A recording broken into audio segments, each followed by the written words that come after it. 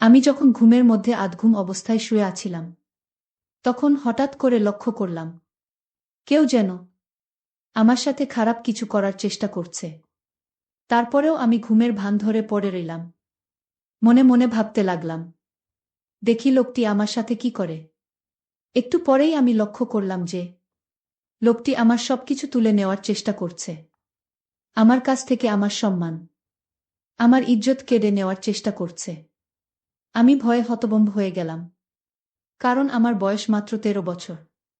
এছাড়াও রাতের অন্ধকারে আমার সাথে এরকম ধরনের অদ্ভুত আচরণ হচ্ছে। ভয়ে আমার ভিতরটা কেঁপে উঠছিল। যখন লোকটি আমার এখানে তারটা একটু ছড়াবে, তখন আমি আর সহ্য করতে না পেরে আমি অনেক কষ্টে তাকে ধাক্কা দিয়ে ফেলে দিয়ে খুব তাড়াতাড়ি লাইটটা অন করি।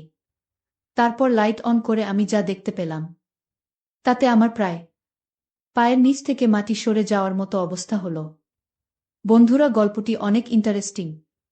আশা করি তোমরা পুরো গল্পটি খুব মনোযোগ সহকারে শুনবে।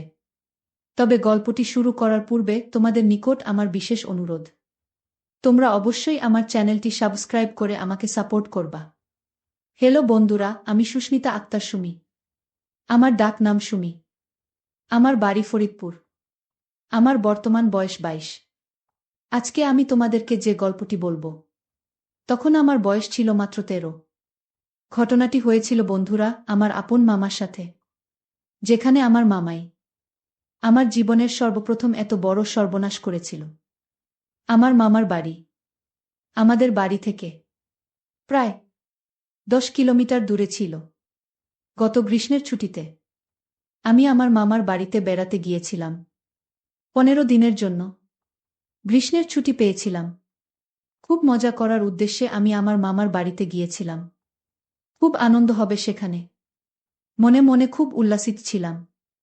আর তাছাড়াও আগেও আমি মামার বাড়িতে যেতাম এবং আমরা মামা মামি, আমি এবং আরও অন্যরা সবাই মিলে খুব আনন্দ করতাম।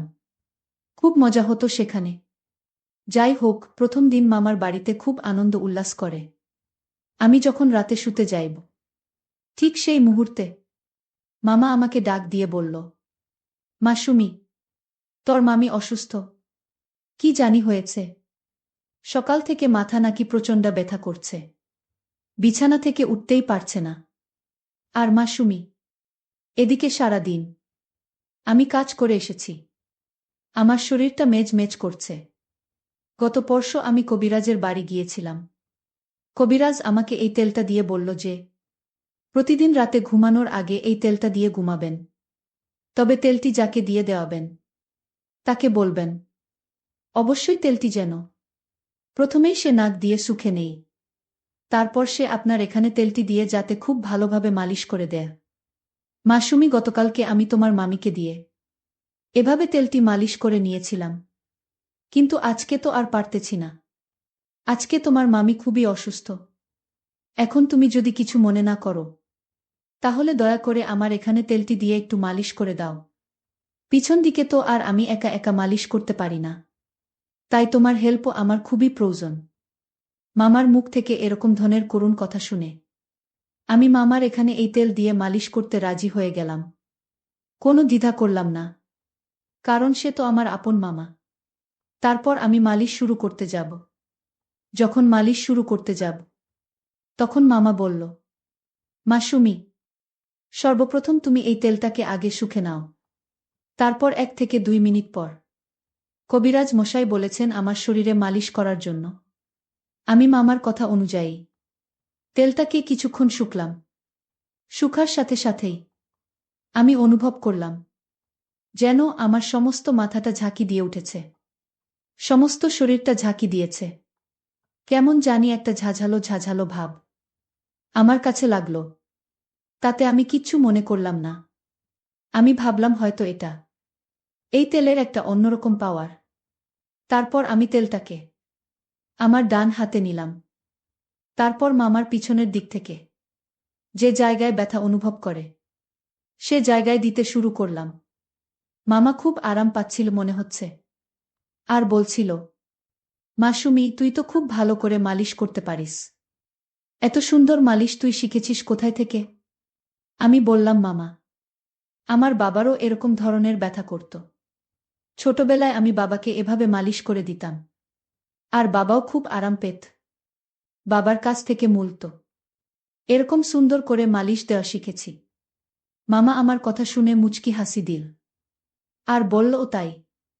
আচ্ছা ঠিক আছে মা, তাহলে আমাকে একটু ভালো করে মালিশ দাও। আমি তোমার মালিশ পেয়ে খুব আরাম পাচ্ছি। একেবারে চোখে ঘুম চলে আসছে। মামার মুখ থেকে এরকম ধরনের প্রশংসা শুনে আমি খুব আনন্দ পেয়েছিলাম। আর মামার এখানে মালিশ দেওয়ার জন্য খুব আগ্রহী হয়ে যাচ্ছিলাম, কারণ মামা আমার খুব প্রশংসা করছিল। বন্ধুরা, তোমাদেরকে একটি কথা বলে রাখি, মেয়েদেরকে কোনো কাজে যদি প্রশংসা করা হয়, তাহলে সেই কাজে কিন্তু মেয়েদের আগ্রহ অনেকটা বেড়ে যায়। আমার অবস্থা ঠিক সেরকমই হয়েছিল। মামার মুখ থেকে প্রশংসা আরও বেশি পাওয়ার জন্য মামাকে খুব ভালোভাবে মালিশ দিতে শুরু করলাম। এভাবে আমাকে প্রায় 10 থেকে 15 মিনিট মালিশ দেওয়ার পর আমার কেমন জানি লাগছিল। মাথাটা কেমন জানি আমার হঠাৎ করে ঘুরে যাচ্ছিল। বুঝতে পারলাম না কি হচ্ছে। মাথাটা 2-3টা চক্কর মেরে উঠতেই আমি মামার এখানেই শুয়ে পড়লাম। তারপর আর কি হলো বন্ধুরা? আমার কোনো হোশ ছিল না। কিন্তু এটা যে মামার একটা বড় রকমের চক্রান্ত ছিল তা আমি বুঝতে পারি নাই। এই তেলের মধ্যে হয়তো এমন কিছু মিশিয়েছিল, যে কারণেই 10 থেকে 15 মিনিট পর আমি এভাবে পড়ে গেলাম। আর সকালে ঘুম থেকে উঠে দেখি আমার সবকিছু এলোমেলো অবস্থায় পড়ে রয়েছে। মনে হচ্ছে কেউ আমার সাথে ভয়ঙ্কর কোনো কিছু করেছে। আর আমার নিম্নাংশের অবস্থা একেবারে খারাপ হয়ে গেছে। আমি বুঝতে পারতেছি না তখন কি করব। হঠাৎ করে এরকম অবস্থা কি করে হলো? যাই হোক, মামা আমাকে খুব আদর করত। আমাকে খুব ভালোবাসত ছোটবেলা থেকেই। কিন্তু মামাকে তো আমি কখনো সন্দেহ করতে পারি না। সে তো আমার বাবার সমতুল্য। আমার বাবার চাইতেও আমার মামা আমাকে অনেক বেশি আদর করত। আর সবচেয়ে বড় কথা হলো, আমি যখন মামাকে তেল দিতে গিয়েছিলাম, অর্থাৎ মালিশ করতে গিয়েছিলাম, তখন আমার মনে হচ্ছিল আমি মামাকে মালিশ দিচ্ছি। কিন্তু সকালে ঘুম থেকে উঠে দেখি আমি আমার রুমে শুয়ে আছি, কিন্তু মামা মামার রুমে শুয়ে আছে। সকালে ঘুম থেকে উঠে আমি সঠিকটা আন্দাজ করতে পারছিলাম না, মনে করতে পারছিলাম না রাতে বা ঘুমানোর পূর্বে আমার সাথে কি হয়েছিল। আমি সেটা ভুলে গিয়েছিলাম। আর তাছাড়াও আমার বয়স ছিল খুবই কম। মাত্র 13 বছরের মাথায় আমার এত কিছু বোঝার ক্ষমতাও ছিল না। আমার মামার বাড়িতে আমি প্রায় 15 দিন থেকে ছিলাম। 15 দিনের মধ্যে আমার সাথে 1-5 দিনই এরকম ধরনের অনাকাঙ্ক্ষিত ঘটনা ঘটেছে, যা আমি কখনো কল্পনাও করতে পারি নাই। প্রথম দিন তো আমি ভেবেছিলাম হয়তো আমি সেটা কোনো দুঃস্বপ্ন দেখেছি, বা রাতের বেলায় আমার স্বপ্নে কিছু হয়েছে, যে কারণেই আমার এই অবস্থা হয়েছে। কিন্তু দ্বিতীয় দিনেও আমি দেখলাম আমার একই অবস্থা।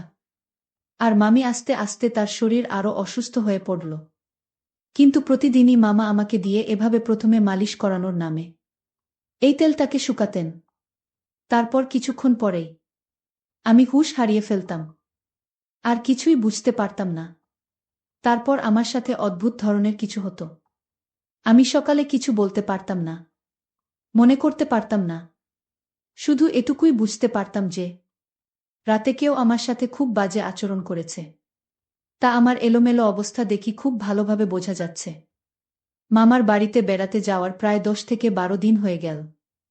প্রতিদিন আমি এভাবে মামাকে তেল মালিশ করতে যাই। তারপর আমার হুঁশ চলে যায়। তারপর আমার সাথে কি হয় আমি কিছুই বুঝতে পারি না।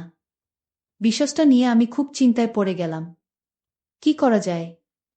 আর তখন তো আমি খুব ছোট ছিলাম। সকালে প্রতিদিন ঘুম থেকে উঠেই দেখি আমার অবস্থা একেবারে খারাপ। আমার সবকিছু এলোমেলো হয়ে আছে। মনে হচ্ছে কেউ আমার সাথে খুব বাজে আচরণ করে। প্রতিদিন কে আমার সাথে এরকম ধরনের বাজে আচরণ করে? আমি কিছুই বুঝতে পারছিলাম না। কি করব ভেবে কোনো কিছু পাচ্ছিলাম না। হঠাৎ করে আমার মাথায় একটি বুদ্ধি আসলো। আজকে আমি দেখব কে আমার সাথে এরকম করে, কার এত বড় দুঃসাহস।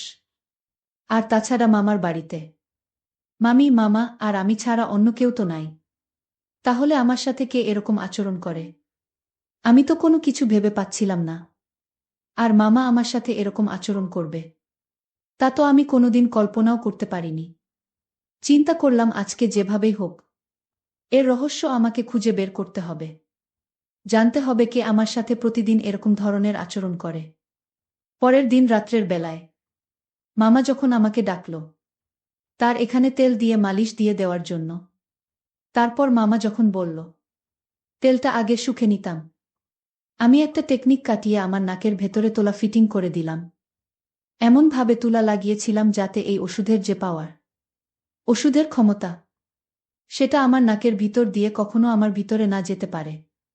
আর যদি না যেতে পারে তাহলে আমি আর অজ্ঞান হব না। তাহলে আমি বুঝতে পারব প্রতিদিন কে আমার সাথে এরকম ধরনের নোংরামি আর বাজে আচরণে মেতে উঠে। মনের মধ্যে কিছুটা ক্রোধ, কে আমার অগোচরে এসে আমার এত বড় সর্বনাশ করছে। পরিকল্পনা অনুযায়ী আমি আমার কাজ করতে লাগলাম। কিন্তু সেদিন যখন মামার এখানে তেল দিয়ে মালিশ করতে যাই তখন আর আমি অজ্ঞান হয়নি। কারণ এই তেলের মধ্যে যে পয়জনটা ছিল সেটা আমার এখানে এফেক্ট করতে পারে নাই। তারপরেও আমি পূর্বের মতো ভান ধরে পড়ে রইলাম। কিছুক্ষণ পর দেখলাম মামা আমাকে সরিয়ে আমাকে শুইয়ে আসতে আসতে তার রুমে চলে গেল। আমি অবাক হতে লাগলাম যে মামা তো আমার এখান থেকে আমাকে সুন্দর করে শুইয়ে তারপর চলে গেল। তাহলে সকালে ঘুম থেকে উঠে আমার এরকম অবস্থা হয় কেন? ভাবলাম আজকে সারারাত সজাগ থাকব, দেখবা আমার সাথে কি হয়। চিন্তা করতে করতে কোনো ঘুম আসছিল না। মনের মধ্যে শুধু একটাই চিন্তা, আমার সাথে কি হয় তাহলে? মামা তো আমাকে কিছু করল না, তাহলে কে আমার সাথে এরকম করে? এসব ভাবতে ভাবতে ঘন্টা খানেক পরেই দেখলাম আস্তে আস্তে কে যেন দরজা খুলে আমার কাছে আসলো। আমার পাশে দাঁড়িয়ে আমার মুখের দিকে তাকিয়ে আমাকে 3টা ফু দিল। তারপরেও আমি ঘুমের ভান ধরে পড়ে রইলাম। মনে মনে ভাবতে লাগলাম, দেখি লোকটি আমার সাথে কি করে। একটু পরেই আমি লক্ষ্য করলাম যে লোকটি আমার সবকিছু তুলে নেওয়ার চেষ্টা করছে। আমার কাছ থেকে আমার সম্মান, আমার ইজ্জত কেড়ে নেওয়ার চেষ্টা করছে। আমি ভয়ে হতভম্ব হয়ে গেলাম। কারণ আমার বয়স মাত্র 13 বছর। এছাড়াও রাতের অন্ধকারে আমার সাথে এরকম ধরনের অদ্ভুত আচরণ হচ্ছে। ভয়ে আমার ভিতরটা কেঁপে উঠছিল। যখন লোকটি আমার এখানে তারটা একটু ছড়াবে তখন আমি আর সহ্য করতে না পেরে আমি অনেক কষ্টে তাকে ধাক্কা দিয়ে ফেলে দিয়ে খুব তাড়াতাড়ি লাইটটা অন করি। লাইটটা অন করার সাথে সাথে আমি যা দেখলাম তাতে আমার দুচোখ মুছে গেল। অর্থাৎ আমার নিজের মামাই আমার সামনে মাথাটা নিচু করে দাঁড়িয়ে রইল। আমি রাগে ক্রোধে মামাকে খুব তিরস্কার করতে শুরু করলাম আর খুব দুঃখ প্রকাশ করলাম। আর বলতে লাগলাম, মামা তুমি আমার আপন মায়ের ভাই, অথচ তুমি আমার সাথে এই কাজটি করবা, তা আমি কল্পনাই করতে পারি না। এই বলে আমি খুব কাঁদতে লাগলাম। তারপর মামা মাথাটা নিচু করে আমার এখান থেকে চলে আসলো। সেদিন রাত পেরিয়ে সকাল হলে আমি আমার মামার এখানে গেলাম। মামা আমাকে দেখে খুব হাসি খুশি করছিল। মনে হচ্ছিল না যে সে রাতে আমার সাথে এরকম ধরনের একটা জঘন্য কাজ করে। তার এই আচরণ দেখে আমি অনেকটা হতবাক হয়ে যাই। ভাবলাম আমার মামা এত খারাপ, এত জঘন্য। আস্তে আস্তে আমার মনটা খারাপ হতে লাগল। এক পর্যায়ে আমি মামার সামনে কেঁদে দিলাম। আমার কান্না দেখে মামা খুব বিস্ময়ের সাথে আমাকে জিজ্ঞেস করল, মাসুমি, তোমার কি হয়েছে? তুমি কাঁদছো কেন? মামার এইরকম আহ্লাদের কথা শুনে আমার কাছে আরো বিরক্তিকর লাগছে। এক পর্যায়ে আমি মামাকে বলতে বাধ্য হলাম যে মামা তোমার বাহিরে এক রূপ আর ভিতরে আরেক রূপ। তুমি আমার সাথে যা করেছ তা কোনোভাবে মেনে নেওয়া সম্ভব নয়। আমার কথা শুনে মামা খুব হতবাক হয়ে গেল আর বলল, মাসুমি, এসব তুমি কি বলছা? আমি তোমার সাথে কি করেছি? তুমি আমার মেয়ে, তুমি আমার সাথে এভাবে কথা বলছো কেন? তুমি আমার মেয়ের মতো, আমি তো তোমাকে মেয়ের চাইতে আরো বেশি দেখি। আর মাসুমি, আমার সাথে এভাবে কথা বলছো কেন? তখন আমি বললাম, মামা, তুমি রাত্রে আমার সাথে জঘন্য আচরণ করো নাই। আমি যখন ঘুমিয়েছিলাম। মামা বলল, কি বলছো মাসুমি? আমি রাতে তোমার ঘরে যাব কেন? মামার কথা শুনে আমি আরো হতবাক হয়ে যাই। ভাবলাম কি হচ্ছে আমার সাথে। স্পষ্ট আমি যেখানে মামাকে দেখতে পেলাম, সেখানে মামা এখন অস্বীকার যাচ্ছে। আজকে তাহলে পুরো বিষয়টি আমি ভালো করে দেখব। বরাবরের মতোই যখন রাত হলো, তখন ঠিক যখন আমার সাথে সেই রকম ধরনের ঘটনা ঘটতে যাবে, এই মুহূর্তে আমি আমার রুম থেকে বেরিয়ে গেলাম। গিয়ে অন্য কোথাও লুকিয়ে রইলাম। কিছুক্ষণ পর লক্ষ্য করে দেখলাম আমার মামাই আমার রুমে ঢুকছে। আপনি খুব ভালো করে লক্ষ্য করে দেখলাম লোকটি যখন আমার রুমে গিয়ে প্রবেশ করল, তখন আমি খুব তাড়াহুড়া করে মামার রুমে চলে গেলাম। মামার রুমে চলে গিয়ে দেখি মামা তার রুমে ঘুমিয়ে রইল। তখন আমার মনের ভিতর অনেকটা ভয়ে কাজ করছিল। ভাবলাম মামাকে আমি নিজের চোখে দেখে আসলাম, তার রুমে ঘুমিয়ে রইল। তাহলে সেই লোকটিকে দেখতে তো হুবহু আমার মামার মতোই দেখা যায়। ঘটনাটি দেখে আমি খুব ভয় পেয়ে গেলাম। ভয় পেয়ে আমার মামাকে ঘুম থেকে গিয়ে ডেকে তুললাম, আর পুরো ঘটনাটি মামাকে বিস্তারিত বললাম। তারপর মামা বলল, মাসুমি, এই জন্য তুই আমার সাথে এরকম ধরনের আচরণ করতে, তাই না? আমি বললাম, জি মামা। মামা সম্পূর্ণ বিষয়টি বুঝতে পারল। বোঝার পর বলল, আগামীকালকে আমি তোমাকে কবিরাজ বাবার কাছে নিয়ে যাব। হয়তো তোমার সাথে কোনো অপশক্তি রাত্রে বসবাস করে, তোমার সাথে আমার রূপ ধরে জঘন্যতম কাজ করে, আর এই অপশক্তি তোমার ক্ষতি করার চেষ্টা করেছে। পরের দিন সকালে মামা এক কবিরাজ বাবার কাছে আমাকে নিয়ে গেল। কবিরাজ বাবা মাকে খুব ভালো করে পরীক্ষা করে দেখল। তারপর আমার মামাকে বলল যে, তোমার ভাগ্নির সাথে এক দুষ্টু জিন বসবাস করে এবং প্রতিদিন রাতে তার সাথে খুব বাজে আচরণ করে। আর সবচেয়ে মজার ব্যাপার হল, তোমার ভাগ্নির সাথে এই ঘটনাটি ঘটায় তোমার রূপ ধরে। তারপর বাবার কথা শুনে আমি হতবাক হয়ে গেলাম। তারপর আমি বললাম, কবিরাজ বাবা, এখন করণীয় কি? তারপর কবিরাজ বাবা বলল, তুমি কোনো চিন্তা করো না, আমি 1 সপ্তাহ চিকিৎসা করে তাকে ভালো করে ফেলতে পারব। তুমি তোমার ভাগ্নিকে 1 সপ্তাহ নাগাদ ফজরের নামাজের পর পরই অন্ধকার থাকা অবস্থায় আমার কাছে নিয়ে আসবা। তারপর পুরোপুরি 1 সপ্তাহ চিকিৎসা করার পর আমার মধ্যে আর এরকম ধরনের কোনো লক্ষণ আমি দেখতে পাইনি।